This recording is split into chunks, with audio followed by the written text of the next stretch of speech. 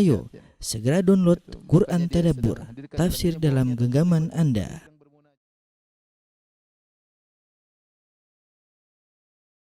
Bismillahirrahmanirrahim. Assalamualaikum warahmatullahi wabarakatuh. Alhamdulillahi ala ihsanih wa syukru lahu ala taufiqihi wa amtinanih wa asyhadu an la ilaha illallah wahdahu la syarika lahu ta'ziman li sya'nih wa asyhadu anna Muhammadan abduhu wa rasuluhu da'ila ridwanih. Allahumma shalli alaihi wa ala alihi wa ashabihi wa ikhwani. Para dokter sekalian dirahmati oleh Allah Subhanahu wa taala, para pemirsa, ikhwan dan akhwat yang dirahmati oleh Allah Subhanahu wa taala. Pada kesempatan yang bahagia ini kita akan bahas satu hadis dari hadis-hadis Al-Arba'in An-Nawawiyah yang merupakan jawami'ul kalim, hadis-hadis yang singkat namun mengandung makna yang sangat padat. Kita sampai pada hadis yang ke-8, An Ibni Umar radhiyallahu taala anhuma, dari sahabat Ibnu Umar radhiyallahu anhuma, anna Rasulullah sallallahu alaihi wasallam qaal, Rasulullah sallallahu bersabda, umirtu an uqatilan nas, aku diperintahkan untuk memerangi manusia hatta yashhadu an la ilaha illallah wa anna Muhammadar Rasulullah, sampai mereka bersaksi bahwasanya tidak ada sembahan yang berhak disembah kecuali Allah dan bahwasanya Muhammad adalah utusan Allah, wa yuqimus salata wa yu'tuz zakata, dan agar mereka mengerjakan salat, mereka bayar zakat. Fa idza fa'alu dzalik, kalau mereka melakukan itu semua, asamu minni dima'ahum, maka mereka menjaga darah mereka, amwalahum, dan juga harta mereka, illa bihaqqil Islam, kecuali dengan hak Islam. Wa hisabuhum 'ala Allah, dan hisab mereka dikembalikan kepada Allah. Hadis riwayat Al-Imam Al-Bukhari dan Al-Imam Muslim. Hadis ini saya tuliskan kembali agar jelas bagi kita, ya.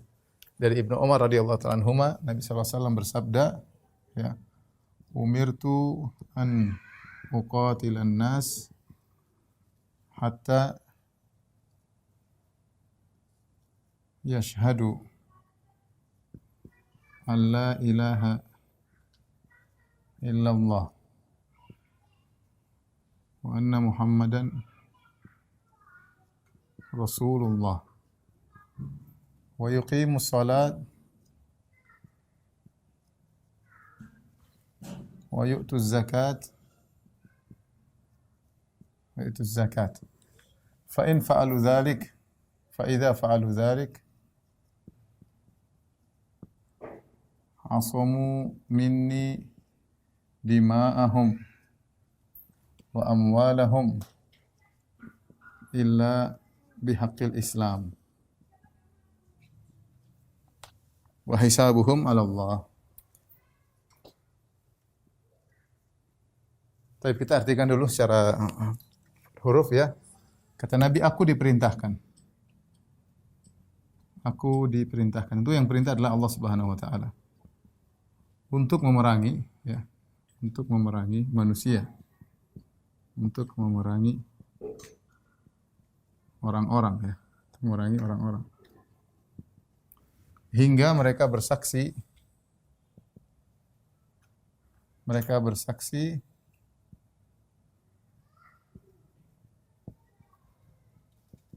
bahwasanya tidak ada yang berhak disembah kecuali Allah, la ilaha illallah, bahwasanya Muhammad utusan Allah.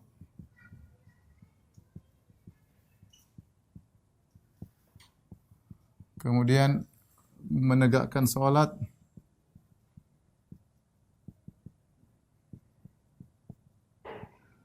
kemudian membayar zakat, menunaikan zakat.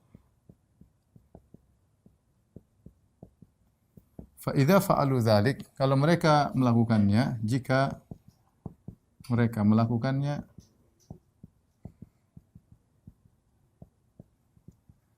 asamu minni dima'ahum, terjaga, ya, darah dan harta mereka, illa bihaqqil Islam, kecuali karena hak Islam. Nanti akan kita jelaskan ini semua, ya. Wa hisabuhum 'ala Allah, dan hisab mereka di sisi Allah. Jadi hadis ini salah satu hadis yang tidak diketahui oleh Abu Bakar dan Umar radhiyallahu ta'ala anhuma. Di zaman Abu Bakar radhiyallahu anhu, setelah Rasulullah SAW wafat di zaman pemerintahan Abu Bakar radhiyallahu taala anhu terjadi kehebohan, yaitu banyak orang-orang yang murtad dari orang-orang Arab Badui, mereka murtad. Di antara mereka mengikuti Nabi palsu Musailimah Al-Kadzdzab, sampai terjadi banyak peperangan seperti peperangan Yamamah ya, sampai puluhan ribu dan banyak sahabat yang meninggal dunia. Di antara juga timbul kegaduhan, itu sebagian mereka orang-orang Arab Badui tidak mau bayar zakat. Tidak mau bayar zakat. Akhirnya Abu Bakar radhiyallahu taala anhu menyiapkan pasukan untuk memaksa mereka bayar zakat. Ya. Kemudian Umar mengatakan, "Wahai Abu Bakar, kenapa kau memerangi mereka sementara mereka mengucapkan la ilaha illallah, mereka tidak bayar zakat?" Rupanya hadis yang ada di Abu Bakar dan Umar yaitu umirtu an uqatilan nas hatta yashhadu an la ilaha illallah wa anna Muhammadar Rasulullah. Ya. Adapun tambahan ini wa yuqimus salat wa yu'tuz zakat, mengerjakan salat bayar zakat, ini tidak diketahui oleh Abu Bakar dan Umar. Sehingga terjadilah khilaf di antara mereka. Sehingga khilaf apakah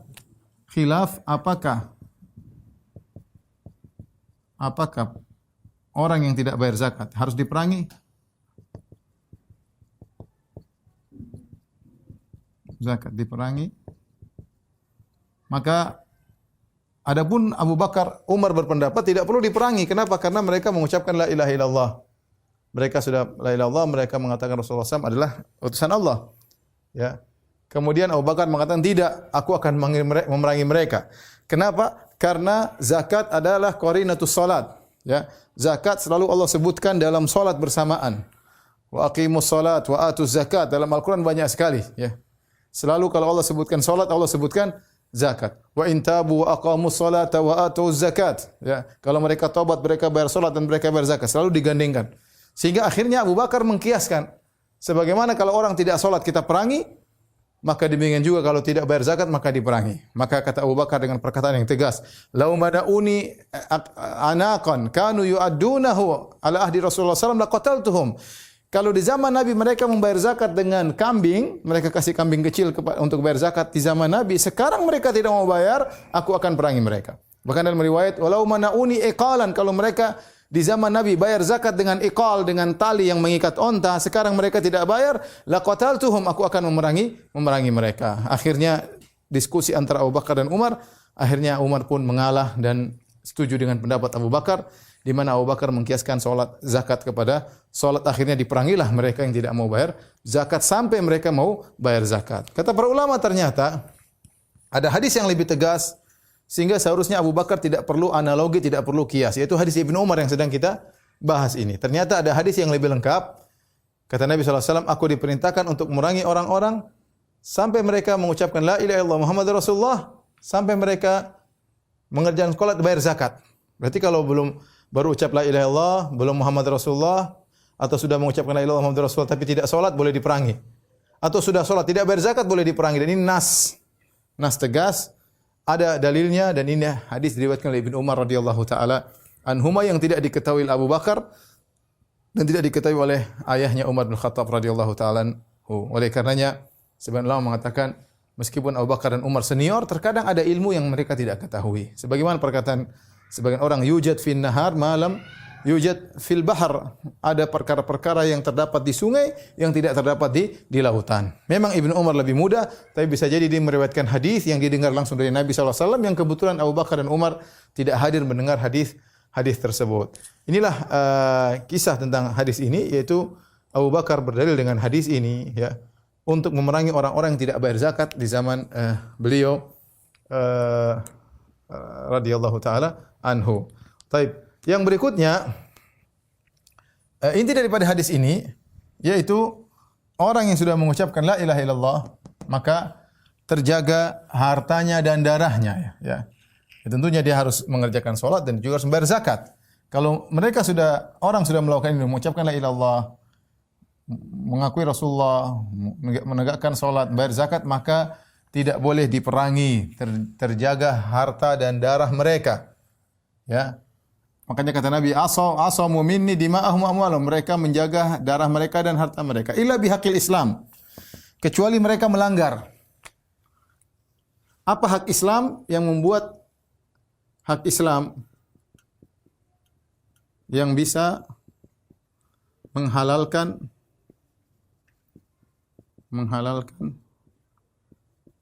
darah seseorang yang mengucapkan la ilaha illallah. Mengucapkan la ilaha illallah. Di antaranya akan datang pada hadis selanjutnya nanti insyaallah, yaitu la yahilu damu muslim illa bi ihdah salas. Bahwasanya darah seorang muslim tidak halal kecuali 3 perkara. Di antaranya kalau dia murtad, maka dia boleh dibunuh menurut syariat Islam. Kemudian di antaranya dia berzina dengan dirajam. Berzina jika sudah menikah. Kemudian masih berzina, maka dia boleh dibunuh dengan dirajam. Yang ketiga, dia membunuh orang lain, dikisos. Membunuh orang lain, maka dia dikisos. Dikisos. Ini dirajam. Kalau dia melakukan salah satu daripada 3 ini, maka dia berhak untuk ditumpahkan darahnya. Ya, hisabuhum 'ala Allah, ya. Maka adapun kalau mereka zahirnya, kalau zahirnya Islam, maka kita tidak boleh menumpahkan darahnya. Urusan mereka kepada Allah. Seandainya ternyata mereka munafik, ya bukan urusan kita. Kita cuma dituntut untuk menilai zahir. Maksud daripada ini adalah kita hanya dituntut untuk menilai yang zahir, yang nampak, yang lahir, ya. Misalnya ada seorang munafik, kemudian dia ternyata tidak beriman kepada Allah dan tidak beriman kepada Rasulullah, tapi dia ternyata mengucapkan la ilaha illallah Muhammad Rasulullah, dia membayar, kerjakan salat, bayar zakat, maka tidak boleh kita membunuhnya, tidak boleh menumpahkan darahnya. Kita katakan hisabuhum 'ala Allah, urusan dia diserahkan kepada Allah Subhanahu wa taala, ya. Dan inilah hukum asal seorang muslim, ya. Ini menunjukkan, ya, hukum asal seorang muslim tidak boleh ditumpahkan darahnya kecuali kalau dia melakukan pelanggaran hak Islam, ya. Ini hukum asal. Hukum asal seorang muslim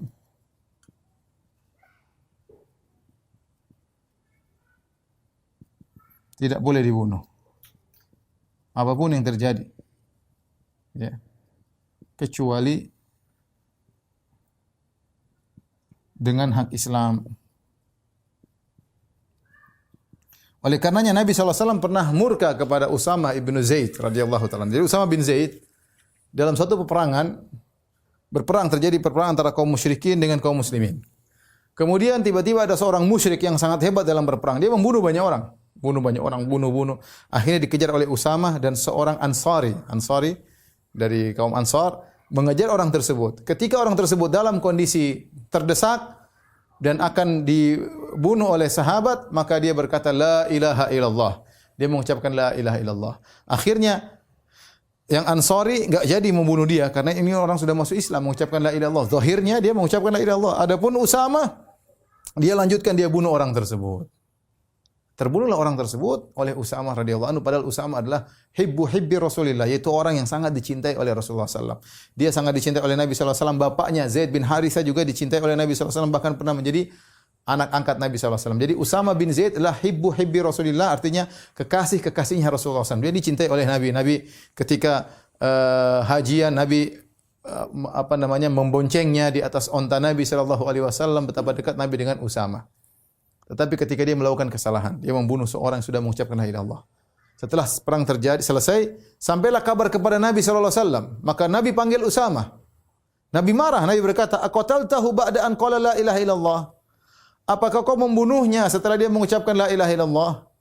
Maka kata Usama, dia mengucapkan tersebut ya Rasulullah ittiqa'a, ya. Ittiqa'a nafsihi, dia mengucapkan di perkara tersebut dalam rangka untuk membela dirinya agar dia tidak mati. Kata Rasulullah SAW, hal syaqaqta an qalbih? Apa kau belah dadanya? Kau tahu dia mengucapkan tersebut hanya untuk menyelamatkan diri? Apa yang kau lakukan pada hari kiamat kelak dengan la ilaha illallah? Nabi marah kepada Usama. Karena kita harus menilai dengan zahir. Dia mengucapkan la ilaha illallah, tidak boleh kita bunuh. Ya. Oleh karena saya ingat dulu guru saya di Madinah, dia cerita pernah terjadi kasus di Afrika, peperangan antara kaum muslimin dengan kaum Nasara. Ya. Sampai akhirnya mereka mengejar seorang pendeta atau pastor. Ya, karena terjadi perang bunuhan, akhirnya ada seorang pendeta pastor kemudian masuk ke dalam sumur. Entah dia jatuh, entah jatuh dalam lubang atau dia menyembunyikan diri. Akhirnya dikumpuli oleh kaum muslimin. Kemudian mereka sudah siap tombak untuk menombak orang pendeta atau pastor tersebut. Tiba-tiba pastor tersebut berkata, la ilaha illallah. Dia mengucapkan la ilaha illallah. Dia tahu itu kalimat akan menyelamatkan dia. Maka akhirnya kaum muslimin tidak jadi bunuh dia. Akhirnya pendeta tersebut, ya Allah alam apa isi hatinya, kemudian dia masuk Islam, akhirnya dia pun berdakwah sekarang ini. Dia berdakwah. Ini saya dengar cerita sudah lama ketika awal saya masuk di Universitas Islam Madinah.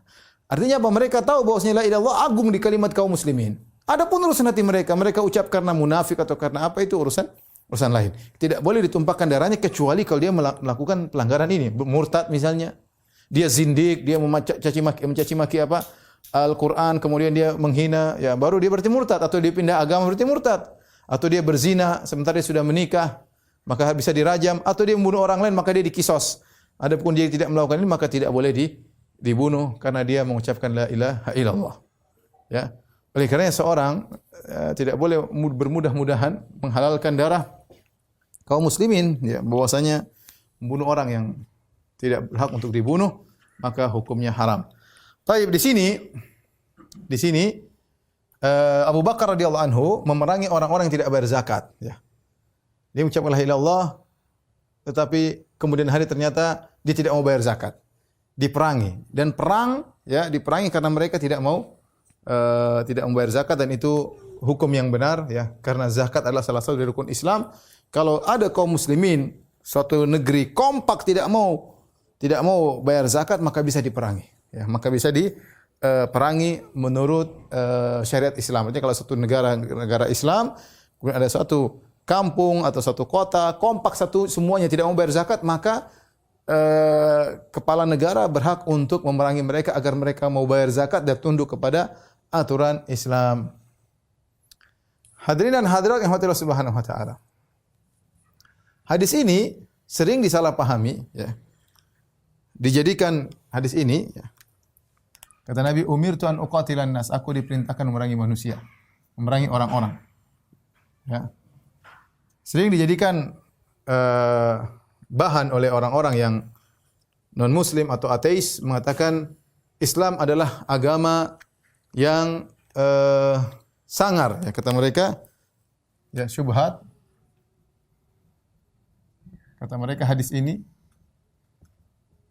menunjukkan Islam adalah agama yang bengis,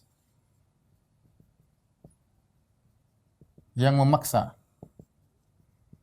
Bahkan mereka mengatakan Islam tersebar dengan pedang dan tuduhan-tuduhan macam-macamnya, ya. Mereka memahami hadis ini dengan umum. Aku diperintahkan untuk memerangi manusia, seluruh manusia diperangi sampai mengucapkan la ilaha illallah. Padahal para ulama menjelaskan manusia di sini maksudnya adalah khusus. Yaitu siapa manusia di sini? Sebagian menafsirkan yang dimaksud dengan orang-orang di sini, ya. Orang-orang di sini maksudnya yaitu orang-orang kafir yang memerangi kaum muslimin. Kaum muslimin. Atau sebagian mereka mengatakan maksudnya adalah orang-orang musyrikin Arab, orang-orang Quraisy yang memerangi kaum muslimin. Dalam kurung musyrikin Arab. Ini maksudnya. Ya. Bukan seluruh, ya, perhatikan, bukan seluruh orang. Bukan seluruh orang. Ya. Bukan berarti ketemu setiap orang kita bunuh, la ilaha illallah enggak bunuh, la ilaha enggak bunuh, mengucap la ilaha illallah enggak bunuh, enggak demikian. Ini maksudnya umirtu an uqatilan nas, atau aku diperintahkan untuk, ya, memerangi, ya, orang-orang yang memang memerangi Nabi sallallahu alaihi wasallam sebelumnya sampai mereka mengucapkan la ilaha illallah, sampai mereka mau mendirikan salat, sampai mereka membayar bayar zakat. Hukum asalnya demikian. Hukum asalnya ini hadis datang ketika Nabi sedang berbicara interaksi dengan orang-orang kafir. Karena orang kafir tidak semuanya boleh dibunuh. Ya. Orang kafir tidak semuanya boleh dibunuh. Tapi tolong dihapus. Saya akan sebutkan dalil-dalil akan hal tersebut. Ya.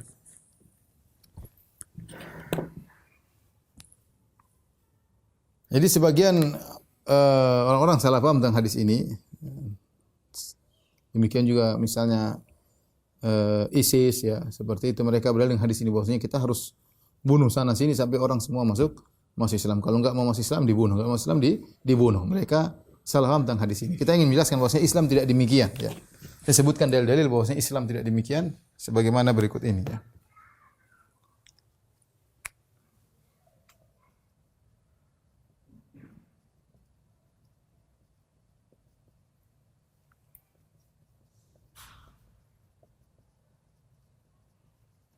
Tidak memerangi semua orang kafir. Yang pertama, terlalu banyak dalil. Pertama, ya, tidak ada paksaan dalam Islam.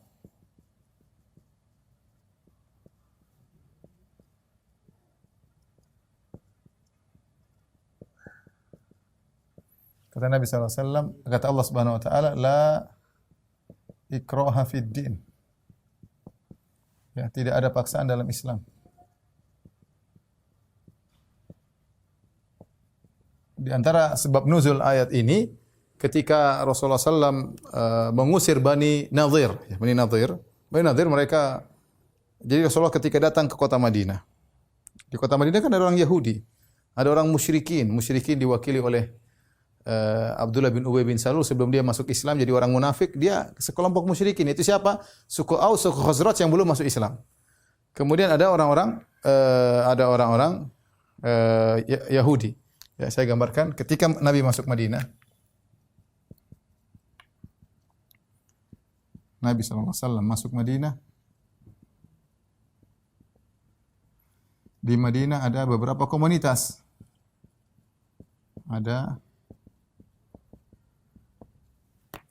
Komunitas tersebut adalah siapa? Di antaranya adalah kaum musyrikin. Kaum musyrikin maksudnya siapa? Yaitu suku Aus dan Khazraj yang belum masuk Islam. Yang sudah masuk Islam namanya kaum Ansar. Terus juga ada komunitas kaum muslimin.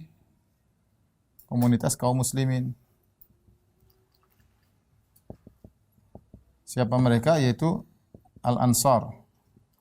Ansar dan Muhajirin. Kemudian juga ada komunitas Yahudi. Yang mereka ada 3 kabilah. Namanya kabilah Bani Qainuqa. Kemudian Bani Nadir.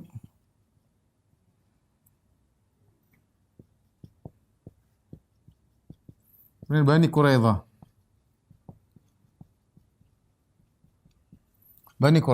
Yang pertama diusir adalah Bani Qainuqa karena mereka berkhianat. Yang kedua Bani Nadir. Bani Nadir juga mereka hendak membunuh Nabi ketika itu. Mereka ingin membunuh Nabi, mereka mengundang Nabi dan mereka ingin melemparkan batu kepala Nabi untuk bunuh Nabi. Akhirnya ketahuan, Jibril alaihissalam kasih tahu. Akhirnya Nabi mengusir mereka sehingga turun firman Allah surat Al-Hasyr. Surat Al-Hasyr tentang pengusiran Bani Nadir, ya, Bani Nadir dari kota Madinah, ya. Akhirnya mereka keluar. Ketika mereka diusir Bani Nadir, ada sebagian anak-anak kaum Ansar, ya, yang mereka ternyata punya hubungan kekerabatan sama Bani Nadir dan mereka beragama Yahudi. Ya. Sementara orang tua mereka Islam. Maka akhirnya yang Islam tanya kepada Nabi, ya Rasulullah, bagaimana dengan sebagian anak-anak muda yang mereka punya kekerabatan atau persahabatan dengan Bani Nadir? Apakah mereka terusir bersama mereka atau kita tahan mereka bersama kita di Madinah? Maka turunlah firman Allah, la ikraha fid din. Tidak ada paksaan dalam agama. Sehingga sebagian mereka akhirnya mengikuti Bani Nadir. Beragama Yahudi ikuti mereka dan Nabi SAW tidak mengapa. Ya sudah, silakan pergi, ya. Ini di antara dalil bahwasanya tidak semua orang kafir diperangi. Demikian juga ternyata dalam kota Madinah sendiri ada Bani Quraidah. Asalnya Nabi tidak berperang dengan mereka. Bahkan Nabi membuat suatu perjanjian dengan mereka yang disebut dengan Wathiqatul Madinah, yaitu piagam kota Madinah. Ya. Jadi sini Nabi membuat perjanjian dengan Yahudi yang dikenal dengan piagam Madinah. Yang isinya adalah jika ada musuh menyerang dari luar, maka Nabi dan orang-orang Yahudi kerjasama untuk melawan musuh tersebut. Dan ini terus berjalan sampai pada tahun 5 Hijriah ketika Rasulullah SAW diperangi oleh Al-Ahzab 10.000 pasukan. Masih ada perjanjian damai antara Nabi dengan Bani Quraidah. Namun di saat genting tersebut mereka berkhianat. Tapi intinya Nabi membuat perjanjian damai. Berarti tidak benar bahwasanya Nabi orang Islam mengajarkan kalau ketemu orang kafir bunuh, ketemu orang kafir bunuh. Ternyata tidak. Ternyata tidak. Ya. Demikian juga di awal-awal ada kaum musyrikin dan Nabi tidak memerangi mereka. Sampai akhirnya ketika perang Badar akhirnya mereka masuk Islam, sebagian mereka jadi orang munafik seperti Abdullah bin Ubay bin Salul. Tapi ketika Nabi datang tidak ada peperangan dengan mereka. Kemudian ini yang pertama. Kemudian yang kedua, saya sangat jelas ya, Allah tidak melarang berbuat baik dengan orang-orang kafir yang baik. Kata Allah Subhanahu wa taala, la yanhaakumullah 'anil ladzina lam yuqatilukum fid din wa lam yukhrijukum min diyarikum an tabarruhum wa tuqsitu ilaihim. Innallaha yuhibbul muqsitin. Artinya apa? Allah tidak melarang kalian untuk berbuat baik dan untuk adil kepada siapa? Kepada orang-orang kafir yang tidak memerangi kalian. Alladzina lam yuqatilukum fid din. Yaitu tidak mengapa berbuat baik dan adil, kata Allah tidak mengapa berbuat baik dan adil kepada orang-orang kafir yang tidak memerangi kalian, yang tidak memerangi kalian. Jelas ayatnya ya, bahwasanya tidak mengapa berbuat baik yang tidak memerangi kalian. Ini jelas ayatnya. Kemudian di antara dalil yang menunjukkan bahwasanya tidak semua orang kafir diperangi ya.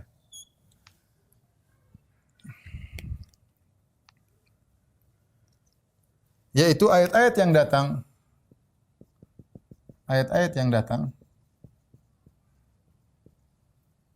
tentang memerangi orang-orang kafir. Orang kafir adalah khusus berkaitan dengan orang-orang kafir yang memerangi. Orang kafir yang memerangi kaum muslimin. Contoh firman Allah Subhanahu wa taala, sebutkan contoh satu seperti firman Allah Subhanahu wa taala,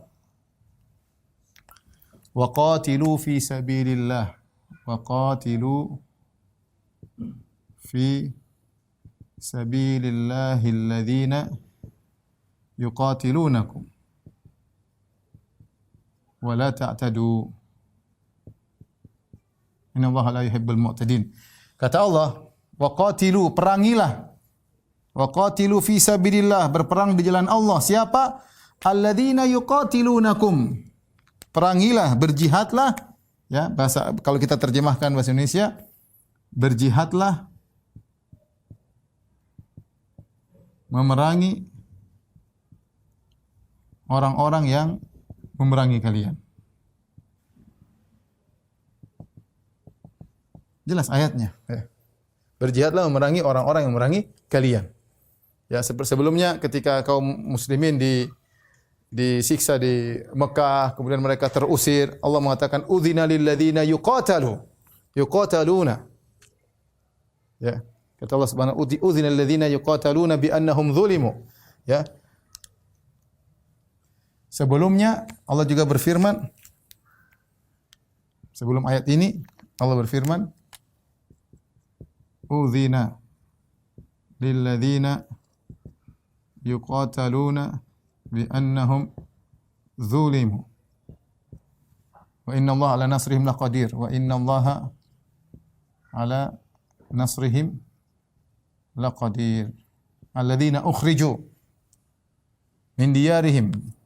Ya. Kata Allah Subhanahu diizinkan kepada orang-orang yang diperangi. Diizinkan artinya diizinkan berperang.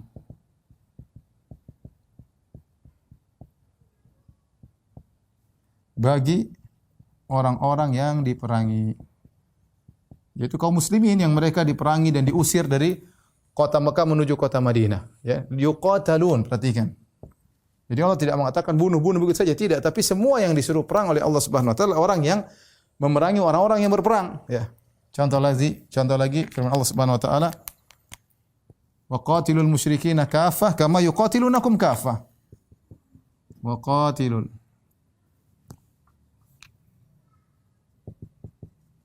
musyrikina kaffah kama yuqatilunakum kaffah. Sama artinya, perangilah kaum musyrikin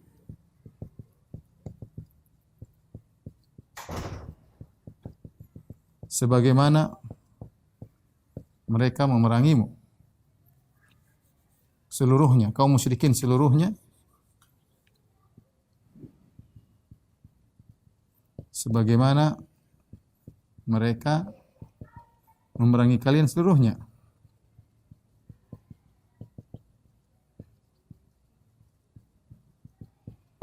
Jadi sama berkaitan dengan orang kafir yang berperang, itu yang diperangi oleh kaum muslimin, ya.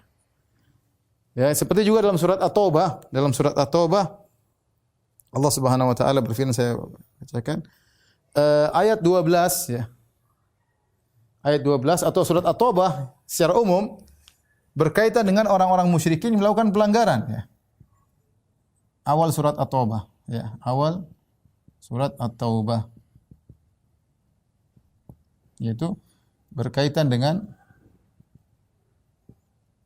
memerangi kaum musyrikin yang melanggar janji, yang berkhianat, ya, tidak berkhianat dengan janji perdamaian.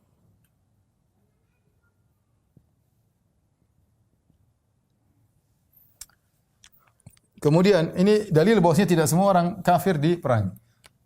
Kemudian karenanya para ulama menjelaskan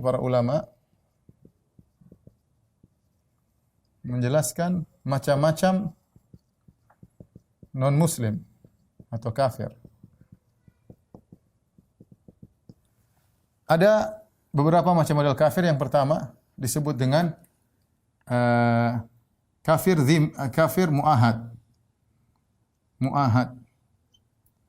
Kafir muahad yaitu orang kafir yang punya perjanjian damai dengan kita.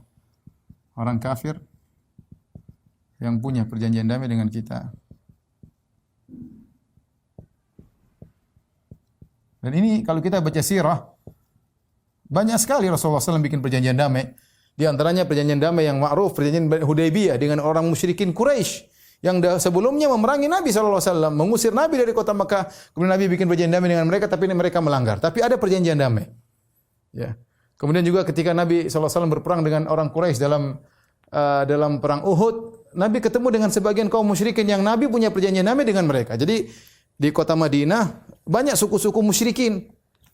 Ketika tahun 3 Hijriah terjadi perang Uhud, Nabi kan berperang sama orang Quraisy.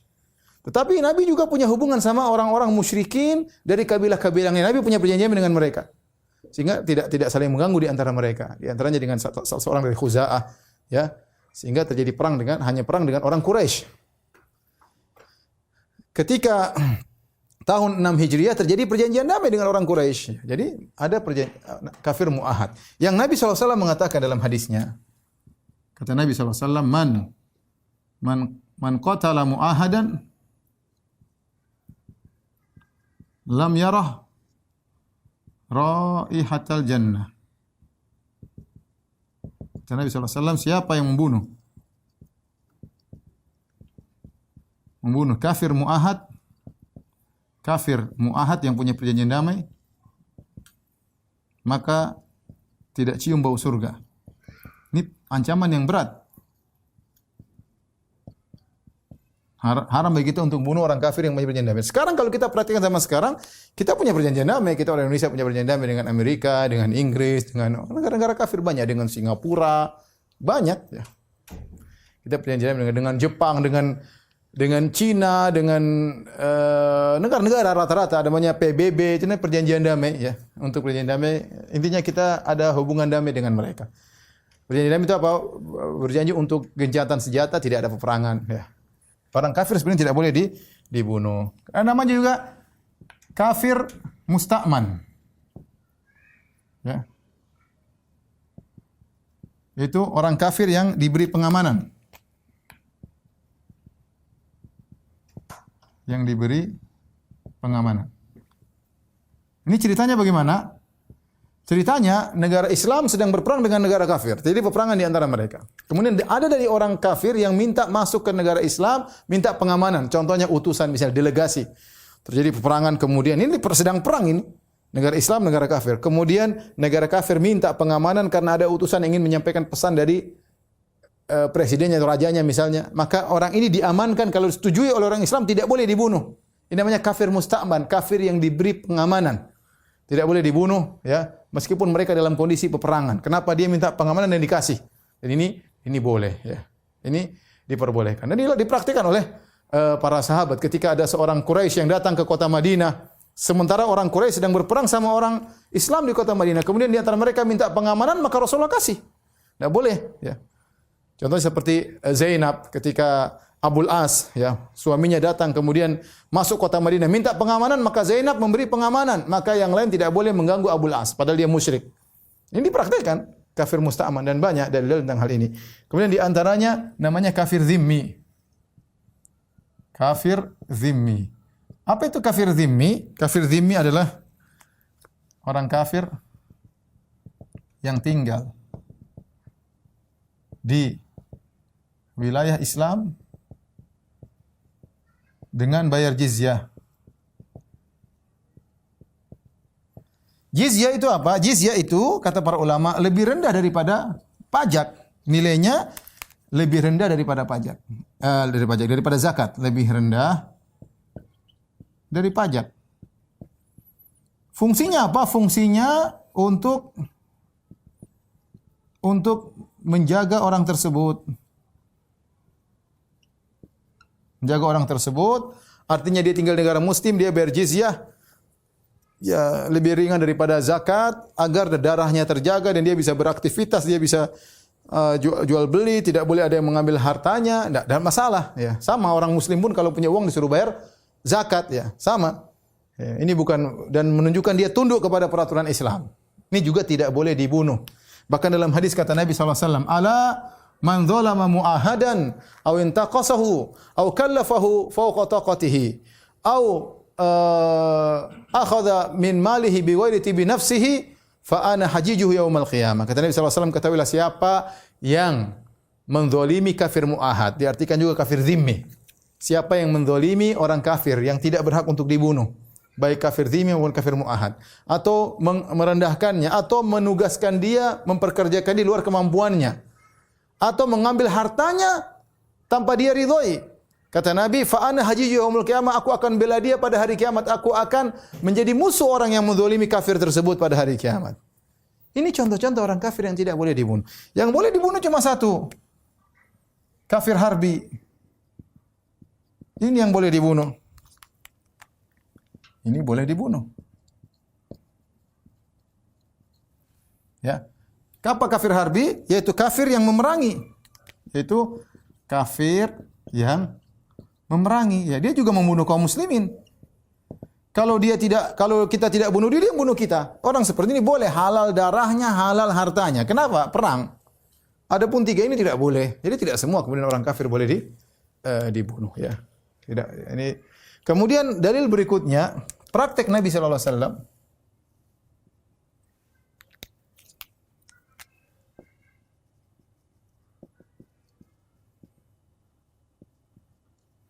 Tidak membunuh sebagian orang musyrik, bahkan kafir harbi. Boleh dibunuh tapi tidak harus dibunuh. Contoh ya. Sumamah bin Utsal. Sumamah bin Utsal ini adalah seorang kafir harbi yang dia ditangkap oleh kaum muslimin kemudian diikat di dalam Masjid Nabawi. Maka Nabi datangi dia mengatakan, "Ya Muhammad, in taqtulni taqtul zadamin." Kalau kau bunuh saya punya pengikut yang banyak, mereka akan menuntut balas. Ya. Wa in tunni ala syakir. Kalau kau memang membebaskan saya, kau membebaskan orang yang pandai bersyukur. Wa in kunta turidu malan, kalau kau ingin harta, minta balang saya akan kasih kau harta. Hari kedua Nabi datang lagi. Bagaimana engkau wahai Sumamah? Sumamah jawab lagi, kalau kau ingin harta saya kasih. Kalau kau bunuh saya punya pengikut yang banyak akan balas dendam. Kalau kau membebaskan saya berterima kasih. Hari ketiga ditanya jawabnya sama. Akhirnya kata Nabi, atliku Umamah, bebaskan Sumamah. Sumamah bebas. Padahal dia berhak dibunuh. Dibebaskan oleh Nabi SAW. Contoh lagi yang menakjubkan adalah Quraisy Makkah. Quraisy di Fatu Makkah. Setelah perjanjian damai antara kaum muslimin dengan kaum musyrikin dalam perjanjian Hudaybiyah, ternyata mereka berkhianat. Ya. Akhirnya Nabi SAW dengan 10.000 pasukan memerangi kota Mekah. Memerangi kota Mekah dan mereka kocar-kacir. Ada sekitar 2.000 orang kalau tidak salah yang ada di situ. Akhirnya mereka siap dibunuh oleh Nabi SAW. Maka Nabi mengatakan kepada mereka, "Ma tadhunnuna anni fa'ilun bikum?" Apa menurut kalian aku lakukan kepada kalian? Artinya kalau aku bunuh bisa. Mereka memuji Nabi, kata mereka, "Anta khairuna, engkau orang terbaik di antara kami, ibnu khairina, bapakmu juga yang baik dan engkau akan berbuat baik kepada kami." Apa kata Nabi SAW?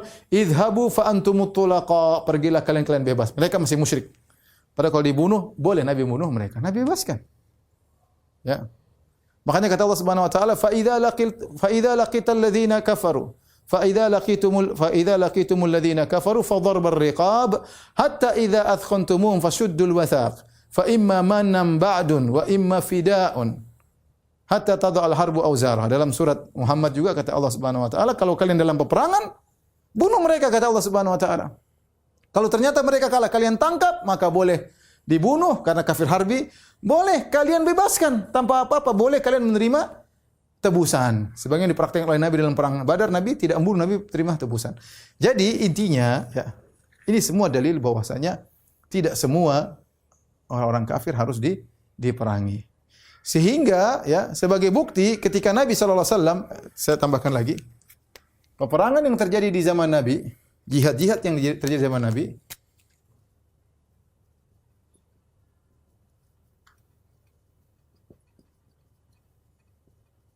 Nabi, rata-rata adalah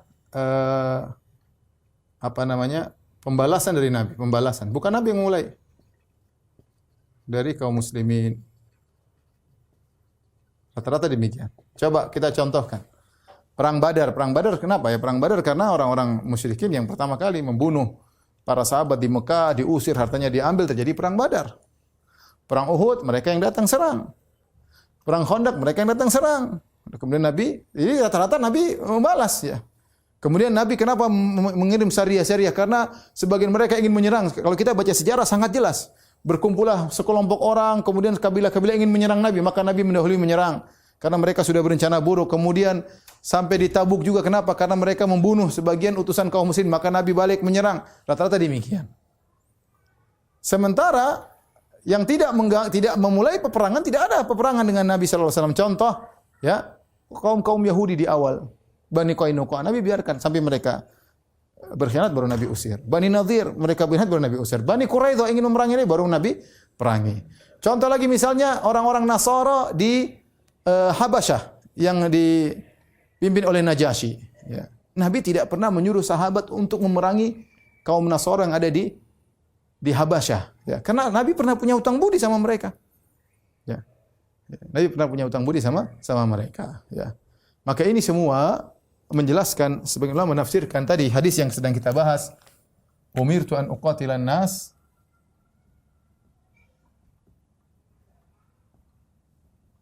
ya. Aku diperintahkan untuk memerangi manusia sampai mereka mengucapkan la ilaha illallah. Manusia di sini maksudnya adalah kafir khusus, tidak semua orang maksudnya. Di sini alif lam di sini adalah alif lam lil ahad. Kalau belajar bahasa Arab insyaallah ngerti. Lil ahad, atau bisa dikatakan al-am yuradu bihil khusus, yaitu umum tapi maksudnya khusus. Adalah orang-orang kafir khusus yang memang Nabi diperintahkan untuk memerangi mereka, ya. Karena kalau Nabi tidak memerangi, mereka juga memerangi Rasulullah sallallahu alaihi wasallam, ya. Ini mungkin yang ingin disampaikan kepada kawan-kawan sekalian tentang pemahaman hadis tadi. Karena sebagian orang mencela Islam, ya, mereka mengatakan bahwasanya Islam tersebar dengan pedang, ya, dan itu tidak benar. Memang para sahabat mereka berjihad, ya, sebagian mereka kemudian berjihad. Kenapa? Di antaranya kata para ulama karena ada yang menghalangi dakwah mereka. Kalau ada yang menghalangi dakwah mereka, ya, maka terjadi peperangan. Itu darurat, ya, karena ada yang menghalangi dakwah. Sementara kita harus menyebarkan Islam di mana-mana. Kita harus menyebarkan Islam di mana-mana. Itu pun kalau terjadi peperangan, maka ada 3 pilihan, ya. Bisa mereka masuk Islam, atau mereka pilih berperang, atau mereka bayar jizyah. Atau mereka bayar jizyah, dan silakan kalau mereka tidak beragama Islam tidak jadi masalah. Tapi kalau kita bicara tentang sirah Nabi sallallahu alaihi wasallam, maka tidak ada peperangan terjadi di zaman Nabi sallallahu alaihi wasallam kecuali ada kondisi-kondisi tertentu. Nabi tidak datang-datang kemudian bunuh orang musyrik, tidak. Tapi ada sebab-sebab tertentu yang buat Nabi sallallahu alaihi wasallam akhirnya memerangi mereka. Dan kenyataan yang ada, Islam tersebar di dunia bukan dengan peperangan. Lihat India punya pedagang datang ke sana, Islam tersebar. Cina, ya, mana ada peperangan Cina, orang tidak ada. Malah Islam tersebar dengan akhlak. Indonesia, Islam tersebar di Indonesia apa? Filipina, Malaysia dengan apa? Bukan dengan peperangan, bahkan dengan akhlak yang mulia. Dan bahkan yang menakjubkan, ketika orang-orang Tatar memerangi kaum muslimin di Baghdad, mereka perang kaum, dan mereka bunuh kaum muslimin banyak. Justru banyak orang-orang Tatar yang masuk Islam. Ini perkara yang menakjubkan, dicatat oleh sejarah bagaimana orang-orang kafir yang memerangi kaum muslimin dan mereka menang, justru mereka kemudian masuk Islam. Itu terjadi. Kenapa? Karena akhlak kaum muslimin. Sebaliknya, orang-orang yang menuduh kita teroris dan yang lainnya, ya, dengan hanya perbuatan kesalahan sebagian kelompok seperti ISIS dan yang lainnya, yang tentu juga kita tidak setuju karena mereka merusak citra kaum muslimin, ya. Justru kalau kita bicara sejarah, justru agama mereka tersebar dengan apa? Dengan penjajahan, dengan pembunuhan, dengan pemaksaan, dan itu yang terjadi. Sebagaimana orang-orang Nasara, sebagian mereka agama mereka tersebar dengan cara demikian. Kalau kita bicara tentang ayat-ayat, ya, kalau bisa disalahpahami seperti tadi saya sebutkan, ayat-ayat ini semua berkaitan dengan memerangi orang-orang musyrikin yang memerangi kaum muslimin. Demikian juga mereka juga memiliki ayat-ayat yang menunjukkan demikian, ya, yang bahkan lebih sangat sadis, ya. Kalau kita dalam Islam terjadi peperangan pun tujuan kita bukan untuk membantai. Makanya orang yang tua tidak boleh dibunuh.